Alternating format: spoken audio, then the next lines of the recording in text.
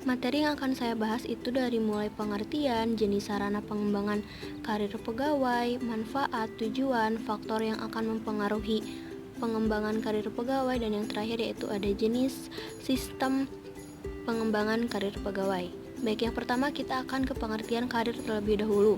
Karir itu secara singkat merupakan sebuah pola pengalaman dari pegawai atau karyawan yang ada pada organisasi tersebut yang biasanya berhubungan dengan tugas, dengan jabatan, dengan keputusan-keputusan yang memang harus diselesaikan oleh sebuah perusahaan tersebut.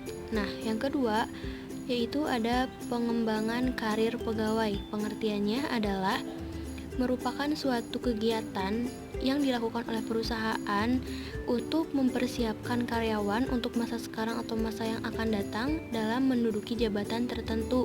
Nah, untuk pengembangan karir pegawai tersebut biasanya disebut juga dengan karir development. Nah, jadi kesimpulan dari pengertian pengembangan karir pegawai adalah kondisi yang menunjukkan adanya perpindahan atau peningkatan posisi karyawan dalam suatu organisasi. Baik, untuk yang kedua yaitu ada jenis sarana pengembangan karir pegawai. Nah, untuk jenis sarananya yang biasa digunakan yaitu ada di bidang administrasi, di bidang produksi, dan di bidang konsumsi. Kenapa? Karena jenis sarana ini merupakan hal yang sangat mempermudah organisasi dalam melakukan pengembangan karir. Yaitu ada tujuan dari pengembangan karir pegawai. Pengembangan karir pegawai itu mempunyai banyak sekali tujuannya, diantaranya produktivitas kerja. Kenapa? Karena dengan organisasi mengembangkan karir pegawai itu akan membuat pegawai menjadi semangat dalam menyelesaikan pekerjaannya. Terus tujuan yang kedua itu terletak di pelayanan. Kenapa? Karena dengan pegawai mendapatkan posisi yang baru, otomatis pelayanan yang akan diberikan kepada perusahaan juga akan semakin bagus. Baik, untuk yang keempat yaitu ada faktor yang akan mempengaruhi pengembangan karir pegawai. Pertama ada pengaruh sosial dan ada pengaruh individu. Kenapa sosial? Karena ini berhubungan lagi dengan penghasilan pegawai tersebut seperti apa, dengan pendidikan, tempat tinggal, jenis pekerjaan, sampai nilai kemampuan pegawai untuk dikembangkan itu seperti apa.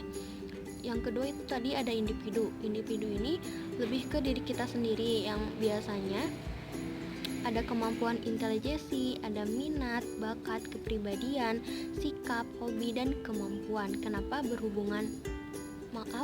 Maksudnya kenapa dapat mempengaruhi pengembangan karir pegawai? Karena ini akan sangat berpengaruh pada organisasi yang akan mengembangkan karir pegawainya. Karena ini menjadi nilai tolak ukur juga bagi organisasi untuk meningkatkan karir pegawai atau tidak. Baik, selanjutnya itu ada manfaat dari pengembangan karir pegawai. Yang pertama yaitu menaikkan rasa puas para pegawai sendiri. Kenapa? Karena banyak sekali di perusahaan para pegawainya itu sudah bertahun-tahun bekerja di perusahaan itu, tapi masih tetap pada posisi yang sama. Bahkan selama bertahun-tahun mereka hanya di tempat yang sama gitu. Tapi dengan organisasi mengadakan pengembangan karir pegawai, ini akan berakibat pada pekerjaan pegawai juga. Jadi pegawai akan merasa puas akan jabatannya sekarang dan juga pekerjaannya pasti akan jauh lebih baik. Baik, yang terakhir yaitu ada jenis sistem pengembangan karir pegawai. Jenisnya itu ada dua. Yang pertama ada promosi, yang kedua ada mutasi. Untuk promosi sendiri ini merupakan penghargaan atau kenaikan jabatan dalam suatu organisasi atau perusahaan. Nah, terus yang kedua ada mutasi. Mutasi ini merupakan perpindahan pekerjaan seseorang dalam organisasi yang memiliki tingkatan sama di perusahaan atau di posisi yang